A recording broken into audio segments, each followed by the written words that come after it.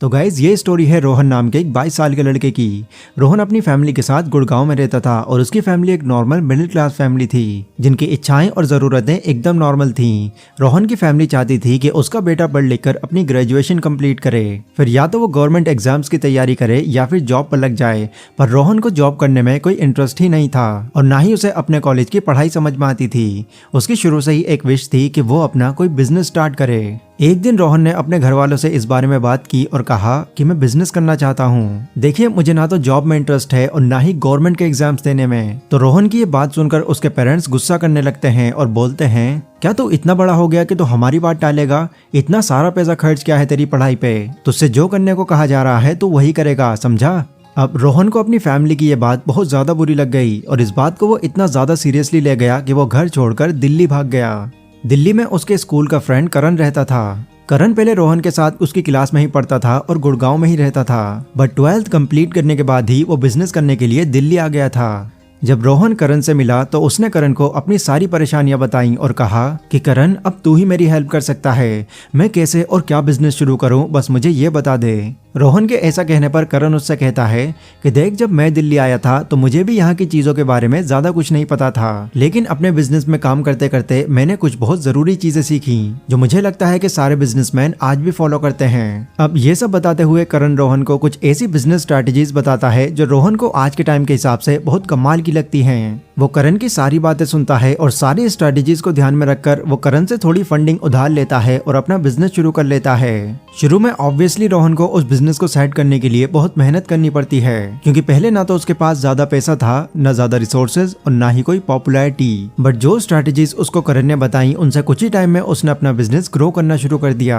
और 2 साल के अंदर ही रोहन का बिजनेस काफी अच्छी तरह से चलने लगा। अब उसके पास अपने बिजनेस को और स्केल करने के लिए ज्यादा पैसे भी थे और एक टीम भी थी। फिर एक दिन रोहन करण के पास जाता है और कहता है, मेरे दोस्त, तेरा बहुत बहुत शुक्रिया। आज सिर्फ तेरे बताए रास्ते को फॉलो करके मैं यहाँ पहुँच पाया हूँ। तो करण ने कहा, एक बात बताऊं, मैंने तुझको जो जो बातें बताई थी वो कोई सीक्रेट नहीं थी, बल्कि वो तो कुछ ऐसे बेसिक फंडामेंटल्स थे जो आज के टाइम में किसी भी बिजनेस को रन करने के लिए बहुत जरूरी हो गए हैं। इनके बिना जाने हम किसी बिजनेस की शुरुआत तो कर लेंगे, लेकिन उसको लंबे टाइम तक स्टेबल नहीं रख पाएंगे। पर आखिर वो बेसिक फंडामेंटल्स हैं कौन कौन से जिसने करण और रोहन दोनों के बिजनेस को ग्रो करने में उनकी पूरी हेल्प की? वेल, आज की इस वीडियो का यही टॉपिक है जिसमें मैं आपको कुछ ऐसी बिजनेस स्ट्रैटेजीज के बारे में बताऊंगा जिनका यूज करके आप भी अपने बिजनेस को ग्रो कर सकते हैं। So let's begin. पहला पॉइंट जो करण ने रोहन को बताया था वो था बिल्ड रिलेशनशिप्स। देखो, भले ही पर्सनल लाइफ हो या फिर प्रोफेशनल लाइफ हो, हम ह्यूमंस को रिलेशनशिप्स बहुत पसंद हैं, क्योंकि रिलेशनशिप ही एक ऐसी चीज है जो हमको एक दूसरे से जोड़कर रखती है। खास करके बिजनेस में तो रिलेशनशिप बहुत ज्यादा काम आती है, क्योंकि एक बिजनेस के अंदर आप जितनी रिलेशनशिप्स बिल्ड करेंगे आपका बिजनेस उतना ही ग्रो होगा।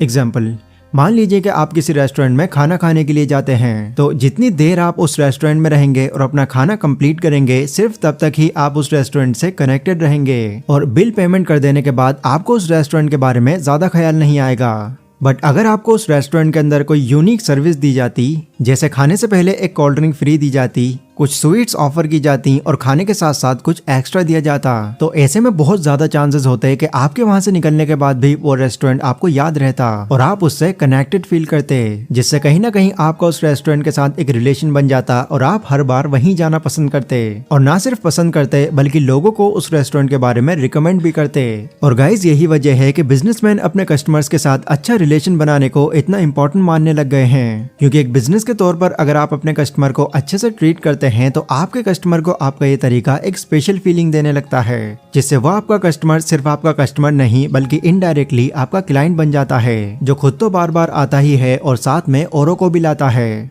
दूसरा पॉइंट जो करण ने रोहन को बताया वो था इंटेग्रिटी। इंटेग्रिटी एक बिजनेस की मॉरल वैल्यू होती है जो आपको जरूर चाहिए अगर आप अपने बिजनेस को लंबे टाइम तक चलाना चाहते हैं। इंटेग्रिटी का मतलब होता है कि जो प्रॉमिस आपने अपने कस्टमर्स से किया है आप उनको पूरा कर रहे हैं या नहीं। क्योंकि कई बार क्या होता है, कोई बिजनेसमैन अपने प्रोडक्ट को लेकर बड़े बड़े वादे तो कर देता है, पर कहीं ना कहीं उसका प्रोडक्ट उन वादों पर खरा नहीं उतर पाता, जिस वजह से उनके कस्टमर्स का उन पर से भरोसा उठ जाता है और वो बिजनेस डाउन पड़ जाता है। बट वहीं अगर कोई बिजनेसमैन अपने कस्टमर से किए गए प्रॉमिस को इंपॉर्टेंस देता है और अपनी कही गई बातों के अकॉर्डिंग उसको पूरा भी करता है तो इससे उसकी बिजनेस की वैल्यू कई गुना तक बढ़ जाती है। इसलिए इंटेग्रिटी को भी एक बिजनेस के अंदर बहुत इंपॉर्टेंट माना जाता है और इस मामले में टाटा कंपनी एक बहुत ही बेस्ट एग्जाम्पल है, क्योंकि टाटा कंपनी का ऑनर रतन टाटा अपने बिजनेस प्रॉफिट से ज्यादा इंपॉर्टेंस कस्टमर सेटिस्फैक्शन को देते हैं और अपनी इसी इंटेग्रिटी की वजह से आज टाटा कंपनी इंडिया की टॉप कंपनीज में से एक है। तीसरा पॉइंट जो करण रोहन को बताता है वो है in business market is more important then passion.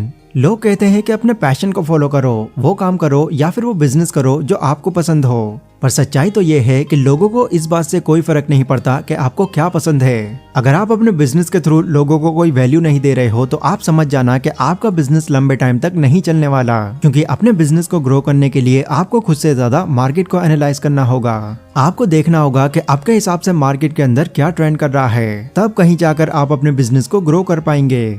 Example, assume कीजिए कि आप गिटार बजाने और सिंगिंग करने में बहुत अच्छे हैं और अब आप इससे ही रिलेटेड कोई बिजनेस शुरू करना चाहते हैं, पर अगर आपके इस पैशन की कोई मार्केट ही नहीं होगी, मतलब लोग आपकी उस स्किल की कोई डिमांड ही नहीं करेंगे, तो आप अपने इस पैशन से कोई फायदा नहीं ले पाएंगे। इसलिए जरूरी है कि आप एक बिजनेस में पैशन के साथ साथ मार्केट को भी समझो, फिर इसके बाद इन दोनों चीजों को मर्ज करके ट्राई करो। इसके लिए आपको क्या करना होगा, आपको एक पेन और एक पेपर लेना है और उस पेपर के बीच में एक लाइन ड्रॉ कर देनी है। अब एक तरफ आपको अपने पैशन के बारे में लिखना है और दूसरी तरफ आपको उस पैशन की डिमांड और मार्केट के बारे में लिखना है। फिर अगर इन दोनों चीजों को मर्ज करके आपको ये लगता है कि यस इसकी काफी डिमांड है, तो डेफिनेटली आपका ये पैशन आपका बिजनेस बनके आपको काफी प्रॉफिट देगा।